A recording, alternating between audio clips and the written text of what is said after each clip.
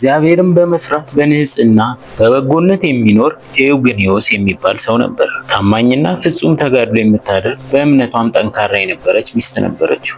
ልጅም ወለደችለት፣ ስሟንም መሪና አላት። ሚስቱ ልጇን ትታ ሞተችበት። ልጁንም በመልካም አስተዳደግ አሳደጋት። ወጣቷ ልጃገረድ እድሜዋ ለአቅመ ሔዋን ሲደርስ አባቷ እንዲህ አላት፣ ልጄ ሆይ እስካሁን ድረስ የጠበቅኩልሽን ሀብት ተቀበይኝ። እኔ ነፍሴን ለማዳን ዓለምን ትቼ ልመንን አስቤያለሁና አላት። ይህንን ቃሉን ከሰማች በኋላ ወጣቷ ልጃገረድ አባቷን እንዲህ አለችው፣ አባቴ ሆይ የራስህን ነፍስ አድነህ የኔን ነፍስ ልታጠፋ ትፈልጋለህን? ጌታ ያለውን ቃል ረሳኸውን? መልካም እረኛ ነፍሱን ስለ በጎቹ አሳልፎ ይሰጣል። እንደገናም እንዲህ አለችው፣ የአንድን ሰው ነፍስ ያዳነ ለዚያች ነፍስ ፈጣሪዋ መሆኑን ዘነጋህን?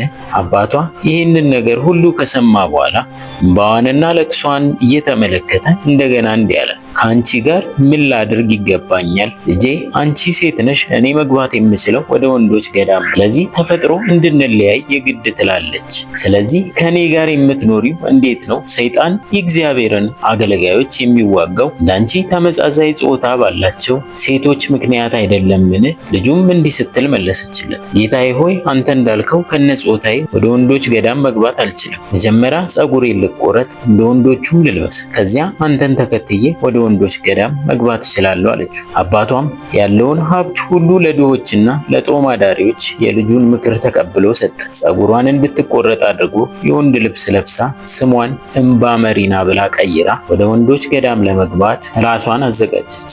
አባቷ እንዴት መጓዝ እንዳለባት የገባችው በእሳት መካከል ስለሆነ በጥንቃቄ መኖር እንደሚገባት፣ ምክንያቱም ሴት በወንዶች ገዳም ስትኖር በምን አይነት ጥንቃቄ ልትኖር እንደሚገባት አስረዳት። እግዚአብሔር ፊት ሰውነቷን ያለ ነውርና ያለ ነቀፋ የተወደደ መስዋዕት በማድረግ እንድታቀርብም አዘዛት።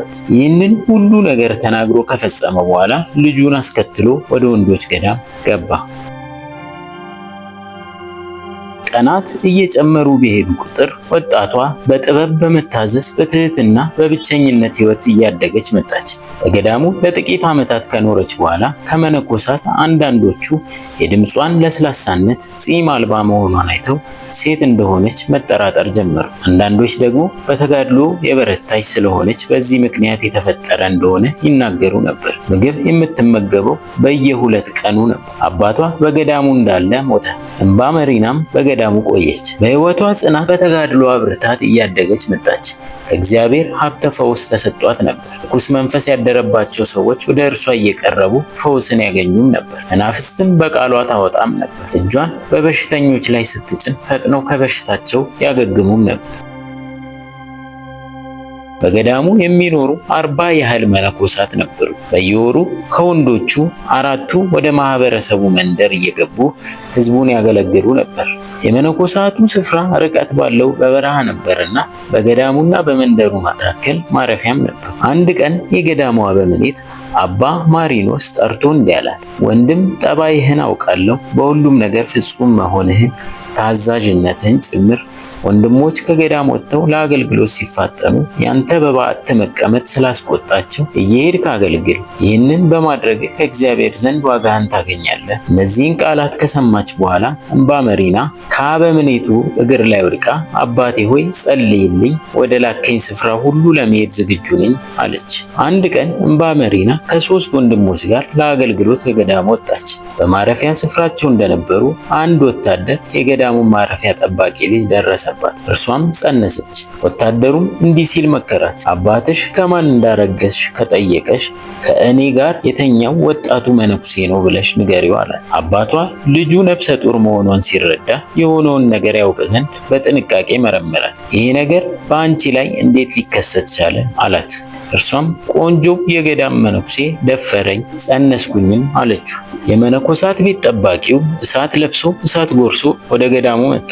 እየጮኸ መካሰስ ጀመረ። የታል ያ አስመሳይ የውሸት ክርስቲያን፣ እናንተ ክርስቲያን እያላችሁ የምትጠሩት መነኩሴ በማለትም ጠየቀ።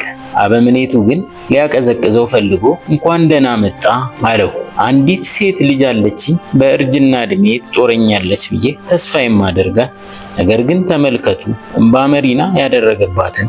እናንተ ክርስቲያን እያላችሁ የምትጠሩት መነኩሴ ልጄን ደረሰባትና ጸነሰች። የገዳሙ አበምኔት እምባ መሪና አሁን ለጊዜው በገዳሙ ስለሌለ ምን ላደርግልህ እችላለሁ? ከአገልግሎቱ እንደተመለሰ ከገዳሙ እንዲባረር አደርጋለሁ አለው። ቅድስት እምባ መሪና ከ3 ወንድሞቿ ጋር የአገልግሎት ጊዜዋን ፈጽማ ወደ ገዳሙ ተመለሰች። ባህሪ እንዲነበርን ይህ ነው ያንተ ከዓለም መለየት ትርጉሙ? ስለምን የገዳሙን መነኮሳት ማረፊያ ጠባቂ ልጅ አስነውረን እንዲህ ያለ ስድብን በላያችን ላይ አመጣህብን?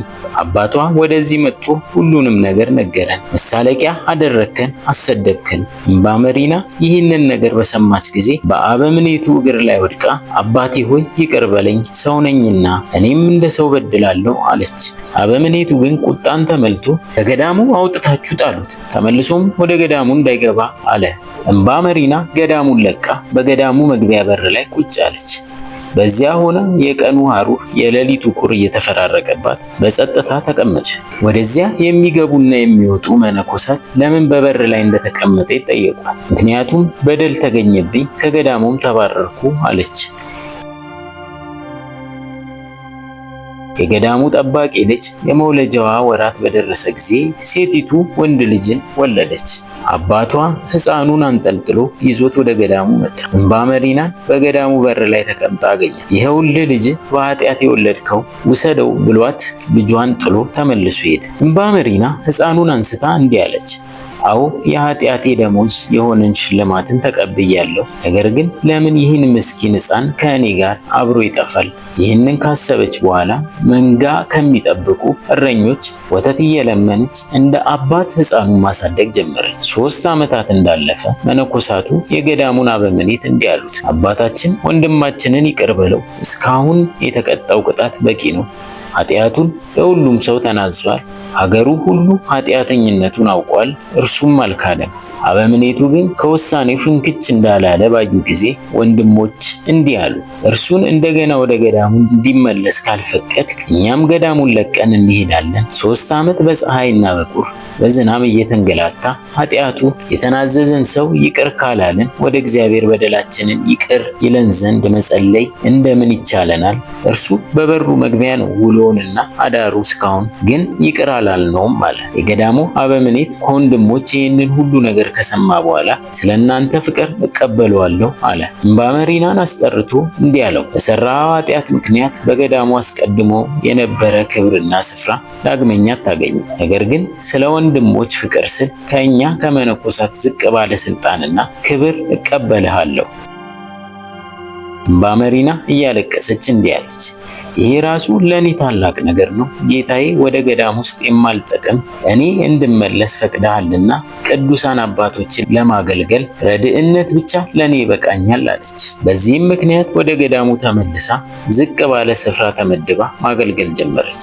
ታላቅ የሆነ መስዋዕትነትንም ትከፍል ነበር። ለመነኮሳቱ የሚገባትን አገልግሎት ከመስጠት ባሻገር የሕፃኑ ምግብ እንዳይጓደል ትተጋም ነበር። ሕፃኑ እንዳደገ በገዳሙ ቆየ።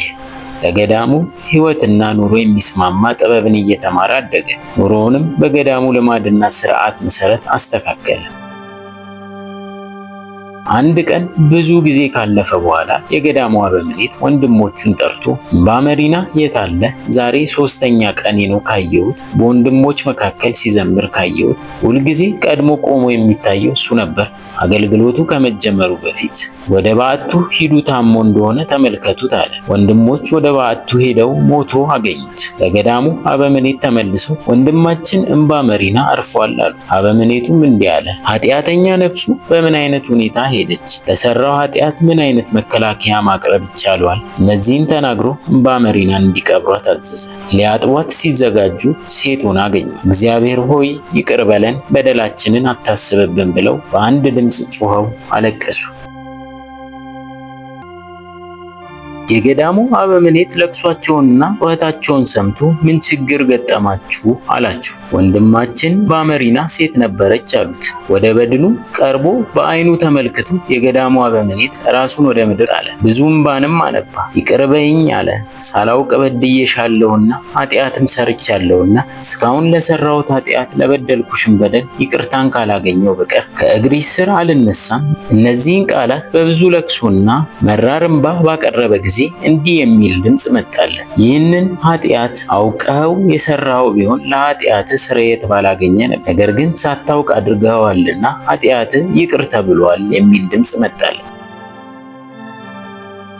አበምኔቱ ወደ ገዳሙ ቤት ጠባቂ ልኮ አስመጣውና ወደ ገዳሙ እንደደረሰ እንዲህ አለው፣ ባመሪና ሞተ፣ ቤቴን ስላፈረሰ እግዚአብሔር ኃጢአቱን ይቅር ይበለው አለ። የገዳሙ አለቃ ግን ወንድሜ ሆይ ንስሐ ልትገባ ይገባሃል፣ በእግዚአብሔር ፊት በድለሃልና በቃልህ እኔንም አሳስተሃል፣ በአንተ ምክንያት እኔም ኃጢአት ሰርቻለሁ፣ ባመሪና ሴት ናትና አለው። ይህንን ነገር ከሰማ በኋላ ጠባቂው አደነቀ።